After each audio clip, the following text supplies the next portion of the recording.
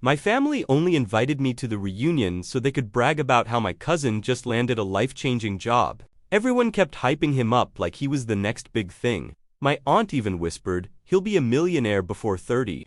Unlike some people, I just smiled and waited. When they finally asked what I'd been up to, I said, not much. I just signed his paycheck last week. The room went quiet, then my grandfather stood up and said, wait a damn minute, you signed his paycheck. The backyard went silent, 23 people, all staring. My cousin Ryan froze mid-sip, his champagne glass hung in the air like time stopped. My aunt's smile cracked. What are you talking about? I'd driven for hours for this reunion. Hadn't seen most of them in 3 years. Not since they stopped inviting me to things after I dropped out of college at 21, they thought I was a failure. Living in my car, wasting my potential. What they didn't know, I'd been building. Yeah, I said calmly. Ryan works at Hexagon Solutions, right? He nodded slowly, confused. Congrats on the promotion, by the way. Saw it come through last month. Senior account manager, solid title. My aunt stepped closer. How would you know that? I pulled out my phone, opened the company app, showed them the organizational chart. There was Ryan's name, 3 levels below mine. And at the top of his division, Josh Martinez, Director of Talent Acquisition and Strategic Growth. That was me. My dad leaned in, squinted at the screen. I don't understand.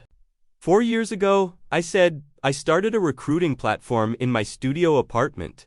Lived off ramen for 18 months. Built it alone. My mom's face shifted. She remembered those months. The calls she ignored because she was embarrassed. 2 years in, we got our first investor. Scaled from there. Last year, we hit $8 million in revenue. Ryan's mouth opened. Nothing came out. 8 months ago, I continued. We sold to a private equity firm for $11.3 million. I stayed on, took a leadership role in acquisitions. I looked at Ryan, not mean, just honest. Your company, Hexagon Solutions. We acquired it in May, brought them under our parent brand. I overseen the integration. My aunt's voice was barely a whisper.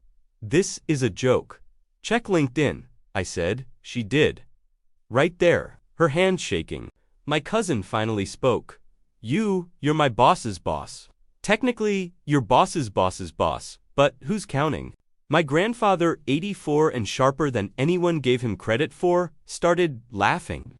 Deep, wheezing laughs that shook his whole chest. He stood up, grabbed his cane, walked over to me. You know what kills me? He said, loud enough for everyone. We spent 30 minutes listening to how Ryan's gonna change the world, how he's so brilliant, so driven. He turned to my aunt. And the whole time, the kid who actually built something from nothing was standing right here. And you didn't even ask him how he was doing. My aunt's face flushed red. We didn't know you didn't ask. My grandfather cut her off. Big difference. He looked at me, actually looked. Why didn't you tell us? I shrugged. Would it have mattered? You all made up your minds about me when I left school. I was the dropout, the lost cause. My mom wiped her eyes. She knew it was true.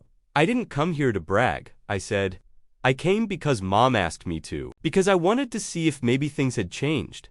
I looked around the table, at the faces I'd known my whole life. But you invited me here to be the failure in the room. The cautionary tale? Proof that Ryan's path was the right one. My dad cleared his throat. Josh, we never meant. Yeah, you did.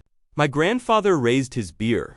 To Josh, the only person here who built something without needing permission first. A few people clinked glasses awkwardly, quietly. Ryan stood up, extended his hand. I'm sorry, man. I didn't know about any of it. I shook it.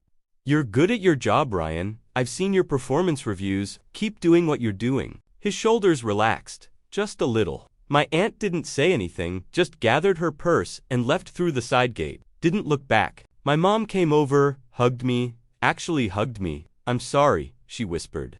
I should have believed in you. Yeah, I said, you should have. My grandfather clinked his bottle against mine, grinned wide. That's my boy. I stayed for another hour. First time in years I actually felt like I belonged there,